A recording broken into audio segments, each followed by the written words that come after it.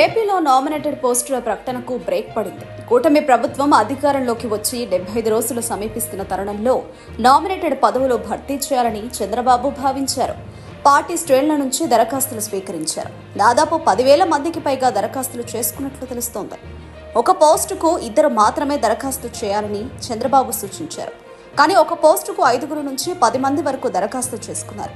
మరోవైపు సాధారణ ఎన్నికల్లో టికెట్లు కేటాయింపునకు మాదిరిగా నామినేటెడ్ పదవులకు సైతం ఐవీఆర్ఎస్ సర్వే చేపట్టారు చంద్రబాబు. ఈ సర్వేలను సైతం కొందరు నేతలు పక్కదారి పట్టించినట్లు తెలుస్తోంది. గ్రామంలో క్రియాశీలక నాయకుల పేర్లు లేకుండా సామాన్యుల పేరిట ఈ సర్వే చేపట్టినట్లు సమాచారం.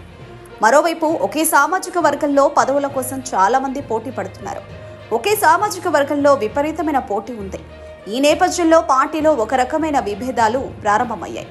దీనిపై చంద్రబాబుకు పెద్ద ఎత్తున ఫిర్యాదులు రావడంతో నామినేటెడ్ పోస్టుల ప్రకటనను తాత్కాలికంగా వాయిదా వేసినట్లు తెలుస్తోంది. మరోసారి పగడ్బందీగా ఎంపిక ప్రక్రియ చేపట్టి జాబితాలను ప్రకటిస్తారని సమాచారం. ఈ పరిణామాలతో పార్టీలో నిరాశ అలుముకుంది. పార్టీ శ్రేణులు సైతం అసంతృప్తికి గురవుతున్నారు. రాష్ట్రంలో 3 పార్టీల ఉమ్మడి ప్రభుత్వ నేపథ్యంలో 3 పార్టీల మధ్య నామినేటెడ్ పోస్టుల పంపకం చేయాలని భావించారు. దీనికోసం ఒక ఫార్ములాను సైతం సిద్ధం చేశారు.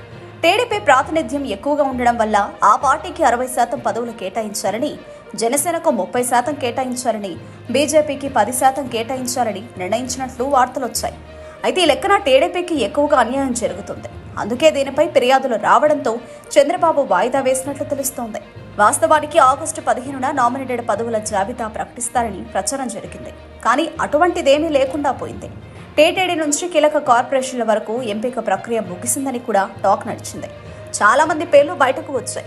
అయితే పార్టీ చేపట్టిన సర్వేతో పాటు ఎంపిక ప్రక్రియపై విమర్శలు వచ్చాయి. ఈ తరుణంలో చంద్రబాబు పునరాలోచనలో పడ్డారు. తాత్కాలికంగా ఈ ప్రక్రియను వాయిదా వేసినట్లు తెలుస్తోంది. అక్టోబర్లో నామినేటెడ్ పోస్టులను ప్రకటించాలని చంద్రబాబు తాజాగా నిర్ణయించినట్లు తెలుస్తోంది. ఐవీఆర్ఎస్ సర్వే మూలంగా ఇబ్బందికర పరిస్థితులు తలెత్తడంతో ఈసారి ఎమ్మెల్యేల ద్వారా నాయకుల పేర్లు సేకరించాలని భావిస్తున్నట్లు సమాచారం.